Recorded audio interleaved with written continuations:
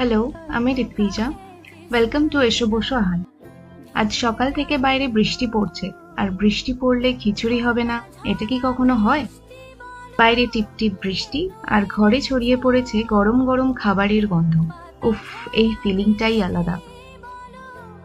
একটু বলো তো, তোমাদের বাড়িতেও কি বৃষ্টি মানে খিচুড়ি কম্পালসারি?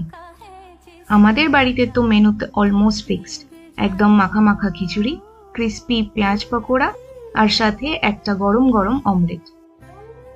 কিছু খাবার শুধু পেট ভরায় না, মনটাও ভরিয়ে দেয়। ছোটবেলার সেই বৃষ্টির দিন, জানলার ধারে বসে আড্ডা, আর মায়ের হাতের রান্না, সব মনে পড়ে যায়। তাই আজ এটা রেসিপি নয়, আজ একটু নস্টালজিয়া সার্ভ করছি। কমেন্ট করে বলো, তোমাদের বৃষ্টির কমফর্ট ফুড কি? খিচুড়ি, পকোড়া, না আর অন্য কিছু স্পেশাল? যদি ভিডিওটা দেখে তোমারও খিদে পেয়ে যায়, তাহলে একটা হার্ট দিতে ভুলবে না। আমি ঋত্বিজা, আর এটা হলো এসো বসো আহারে। এসো, বসো, আর একসাথে বৃষ্টি আর গরম গরম খাবারের এই ছোট্ট হ্যাপিনেসটা এনজয় করি। চলো, এখন একটা বড় চামচ নিয়ে খিচুড়ি দিয়ে শুরু করা যাক। যদি সবই যদি হতো